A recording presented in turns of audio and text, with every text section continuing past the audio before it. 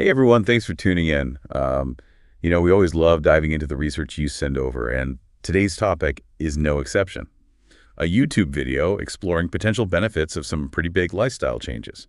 Yeah, we're seeing this more and more these days. This idea that shifting how we view and interact with things like pornography and masturbation could actually lead to some really positive transformations. And in your notes, you highlighted that the creator seems to argue there's this link between these habits and our overall sense of well-being. Right. Like his core argument centers around this idea that consistently engaging in these activities could lead to us needing more and more stimulation for that same level of satisfaction. Yeah.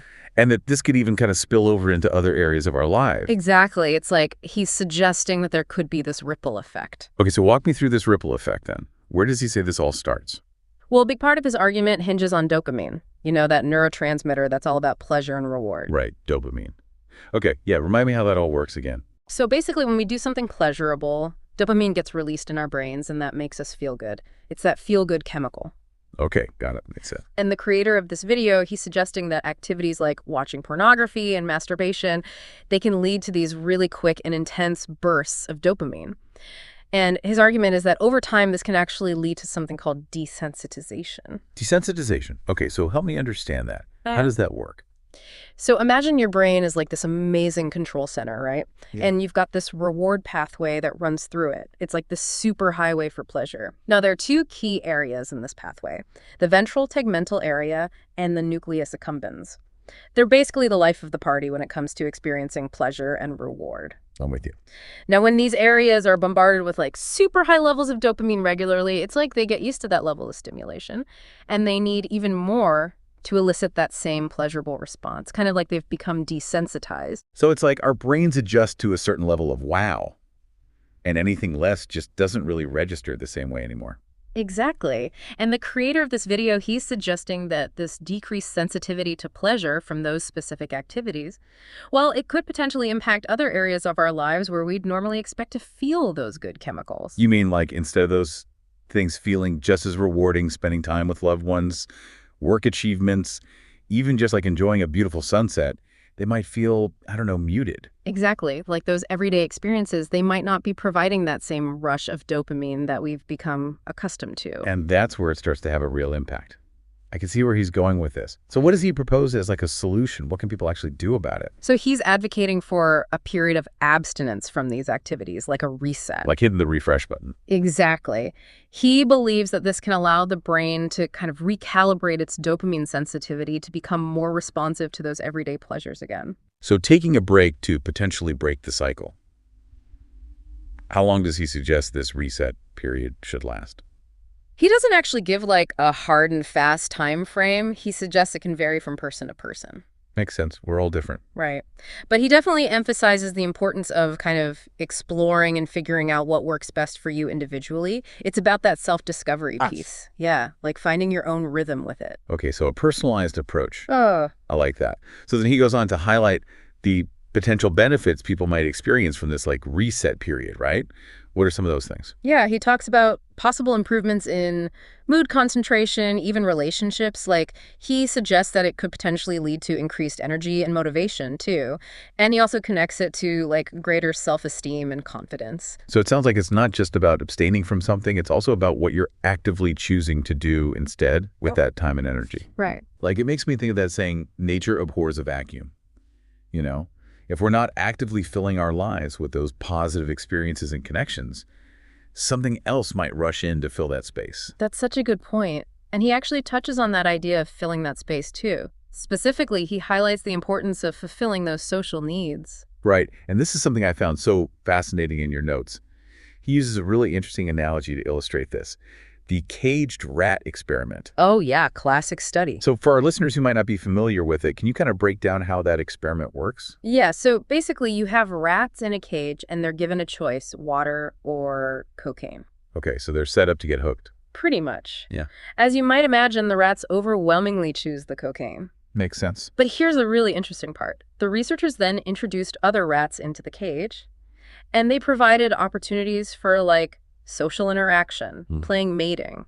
They essentially created a more stimulating and engaging environment for these rats. So they gave these rats a social life. Yeah. I love it. So what happened then? Well, here's the fascinating part. Many of the rats actually started choosing the water over the cocaine. Wow.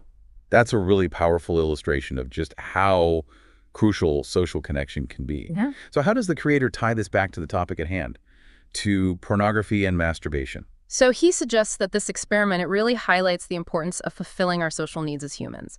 And he believes that when we focus on building those meaningful connections and engaging in activities that are actually fulfilling those urges to engage in the habits we're discussing, might naturally diminish, and not just through sheer willpower alone, but by actually creating a life that's already rich with those other sources of pleasure and reward. It's like he's advocating for a more holistic approach, not just addressing the symptoms, but looking at the root causes as well. Exactly. He emphasizes the importance of finding healthy outlets for stress, connecting with others, pursuing our passions, things like that. So he's basically saying, don't just focus on not doing something. Focus on actively building a life that you love. 100%. He believes that these things can actually help too, and this is key, rewire our brains and find pleasure in those more fulfilling ways.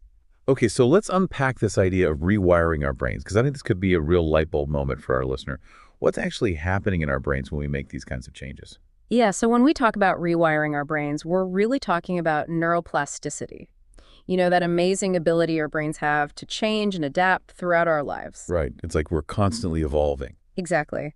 And when we consistently engage in new behaviors or new ways of thinking, we actually create new neural pathways and strengthen existing ones. So in this context, by actively choosing to engage in those fulfilling activities like connecting with loved ones, pursuing our passions, managing our stress in healthy ways, those neural pathways associated with those positive experiences, they become more dominant than the ones associated with the habits he's suggesting we reevaluate. Exactly. It's like we're literally paving a new road in our brains. And the more we travel down that road, the more established it becomes. That's such a powerful visual.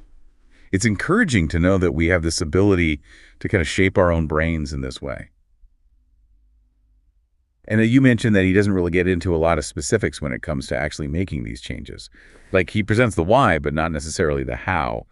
Did he offer any advice for navigating those challenges? He didn't give like a step-by-step guide or anything, but he did touch on something really important. He talked about the importance of just being open about these issues, talking about it, whether it's with a trusted friend, a therapist, a support group, whatever feels right for you. He suggests that this can help to break down that shame and stigma that can often be such a roadblock for people. So true. It's like those topics can feel so taboo sometimes.